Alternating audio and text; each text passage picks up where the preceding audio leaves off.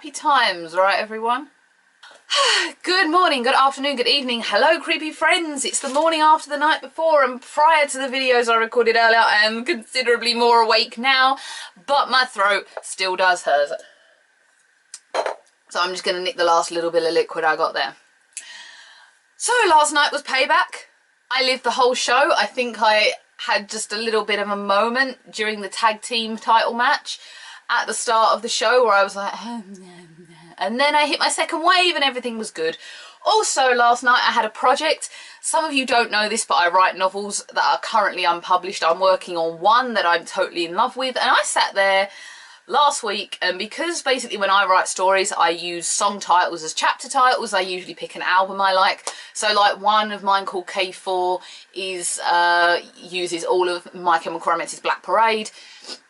This one I had no clear course for until about 3 or 4 weeks ago when I was sat on a bus and on comes an Avril Lavigne song and it was called Fall to Pieces, and suddenly I just had this epiphany moment. I haven't really listened to much of Avril Lavigne in years. I kind of didn't like her after The Best Damn Thing because she became a walking contradiction, and we're not even going to mention Hello Kitty. So I was sat there last week and thought, you know what, all these songs are so close to this and to my heart, I'm going to incorporate the lyric into the story. It's also called copyright issues and plagiarism. So I've had to go through over 100 pages and remove out these quotes. So that kept me awake last night. Show started with R-Truth and Stardust, which wasn't actually named, I don't think. It certainly wasn't when I recorded my pre-show. It was nothing special. It was just a little bit of a filler. I think they're trying to turn Stardust back into Cody Rhodes.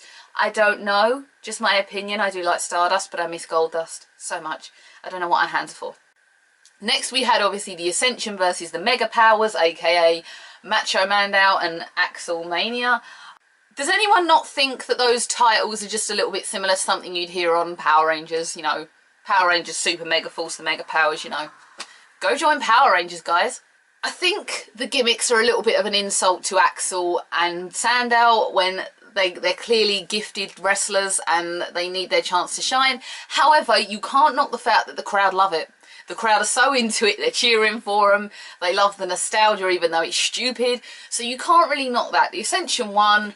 I think the Ascension are probably going to go for the tag titles next. I kind of feel bad for them because I love them, but I don't think Vince understands them, and I think he's kind of in two minds about them. As much as Triple H created them and made them in NXT, I don't think Vince is really on board with them.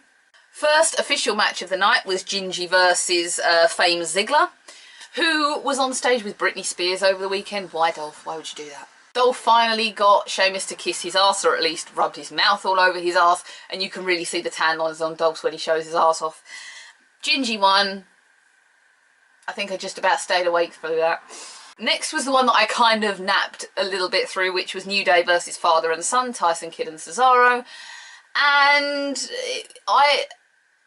I kind of made an unimpressed face then, but actually it was a really good match. It was 2 out of 3 falls, and New Day won in an end that has me in two split minds about how right that was to do. Work out what I mean, because I'm not going to say it publicly. But that end where, I want to say Consequences Creed, Xavier Woods comes in and rolls up for Kofi or Big E, and the referee doesn't realise it's him. I kind of think that's a bit of a bad idea, because that's kind of leading me to one impression that I would never normally say. This could cause problems! All members of the team took really big bumps, big chances.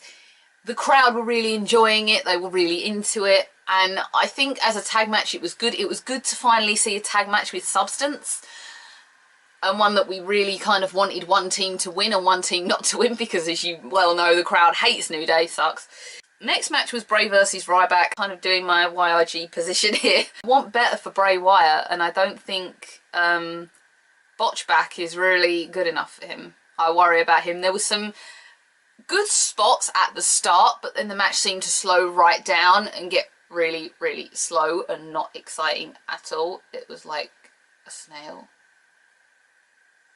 slowly slithering along the ground. The one piece that sticks in mind is when Bray splashes off the ring apron onto Ryback, and that I actually thought Ryback was genuinely hurt there. It wouldn't have surprised me because we know he's very accident and injury prone, and well, he's not injury prone, and has injured CM Punk in accordance with the podcast. Throughout the show, they've been plugging different things for the network. One of these, and we'll get to the other one later, was the Paul Heyman and Stone Cold podcast, which is on June the 1st. I think that's going to be a hell of a podcast. Heyman and Stone Cold have got some really good past with the ECW promo and various other things. The Alliance from 2001. So I think they're going to have a really good talk there, and I think Vince is going to hate it, which pleases me even more. Rusev versus Cena. It was obvious, wasn't it?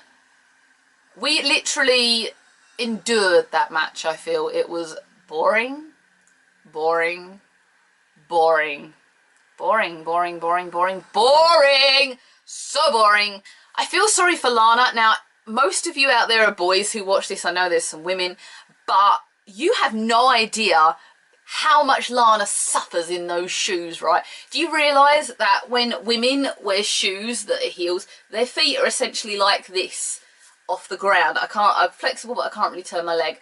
So, like, their feet are like that. And this is how Lana is, essentially walking around on tiptoes like that. She can't walk in those shoes, and thank God she's splitting apart from Rusev, because maybe then I'd get her out of those shoes, and then I will stop feeling so sorry for her. Do you know what? If they were in the UK having that match, we would have crucified it. We would have ripped it apart. We would have destroyed it. Everyone in the UK knows this. We just wouldn't have taken that crap. It was so boring and so obvious. And I think by the look of it, Lana has screwed Rusev over. Lana's hair was falling out at the back. Did anyone see that? Or was that just me noticing stupid little things again? Probably that one. So the next step, WWE, is once she finally is broken apart from Rusev, is how you explain she's American and not Russian, which I know is coming. Next match was, well, we had our nap break in Cena and Rusev, and then we had our pee break in Naomi, Tamina, and the Bella. Rubbish. Next. I do love how Brie stands there and goes, "Brie mode!" and the crowd just go, "I miss AJ!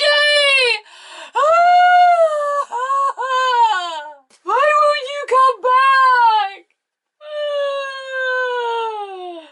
It's really not that bad, but I do miss a real female wrestler, and I feel sorry for Tamina Snuka being put in with them three. Yeah, that includes Naomi, because she's really bloody annoying and really bad in the ring. Equally as bad as Swerved, also on the network, looks really funny. I think it's almost going to be a bit like Ashton Kutcher's... Oh my god, what is Ashton Kutcher's show called? Well, it's basically a bit like a prank show when all the wrestlers are on pranking each other. It looks fun. I can't wait to watch that. Michael Cole, if you believe that Brie Bella got upset when talking about Daniel Bryan in the pre-show, you don't know acting, love. And you've been in that industry enough time.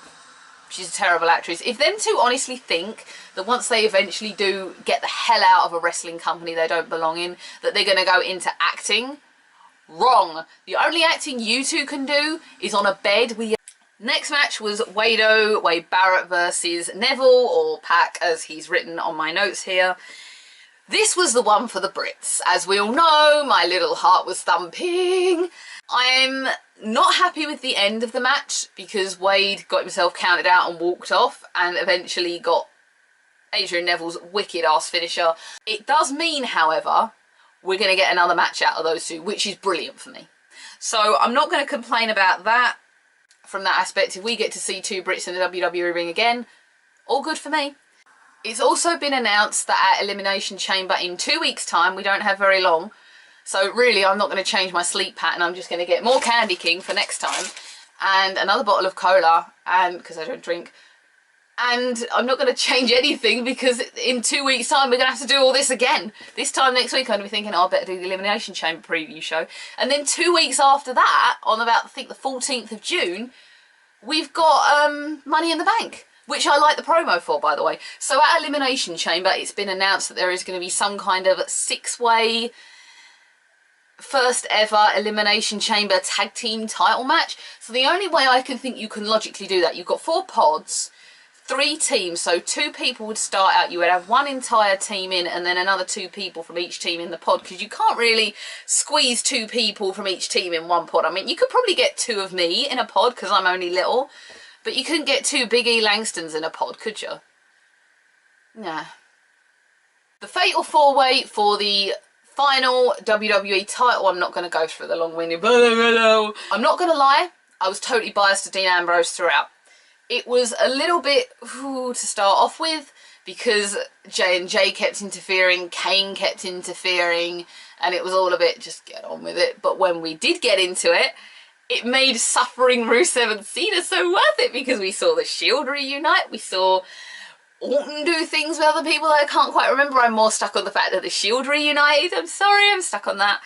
Although, in saying that, it was an even more exciting moment when Rollins is standing there going, yeah, the Shield, and then either side of him, Ambrose and Reigns go, no, poof. That was an even more exciting moment for us. I also really admired the respect, the mutual respect between Reigns and Ambrose when everyone else was down, including Kane, and they just went straight back in the ring. I've got an itchy nose, that must be a surprise. Money is always a nice surprise for me. And just battled it out together. The crowd are, totally into it with each other. Why did Ambrose win? Rollins did retain the title, thankfully by a pinfall win and not a cheat win. However, really when you look at it, he had Kane and J&J's help, which is kind of frustrating. I do just want him to eventually have it and win on his own rather than with the help of others. Maybe eventually. When Kane first came in and annihilated everyone, he kind of disappeared. I was thinking, oh my god, if you come back out as Masked Kane, my eyes will sparkle, lights will turn on, things will be beautiful. But that didn't happen. He came back out and just kept annihilating all the wrong people and not being the monster I wanted to be! The Fatal 4-Way definitely, I feel, saved the card because it was exciting, it was drawing. It maybe wasn't the best wrestling skill, but it gave us the pop of excitement we wanted, and certainly left me a bit happier than I would have been had something else been the last match on the card, Rusev and Cena, for example. I'm left wondering what's going to happen next month. I'm assuming if you're going to do an EC match for the WWE title, then you're going to at least have Rollins, Reigns, Ambrose and Orton in that match with another 2 bodies. Possibly Ryback and Bray Wyatt, I think. I look forward to that, although that will be interesting because J&J can't be in the ring for that, and nor can Kane. So the only way Kane could do it is if he did like some kind of monster coming up from under the ring and just like split open and was like, oh, I'm here! That probably won't happen. Do tell me what you think down here, if you were interested, if you liked it. I forgot to remind you that our radio page was open for the chat. I did post it down there but forgot to tell you, so there's probably some people who've never seen me before like, what's this blooming link down here all about? Yeah, we have a chat room that's connected to the radio page I'm part of, which is BWR. Hi everyone on the Facebook page. But I forgot to tell you what that was. Never mind. So that was Payback. I will be back next week for the Elimination Chamber preview show, of which I don't know. I think I'm going to be so tired by the middle of June that I'm just going to be like, just let me go. Thank you very much for watching this, everyone, and enduring me being an absolute idiot to the worldwide audience. Bye!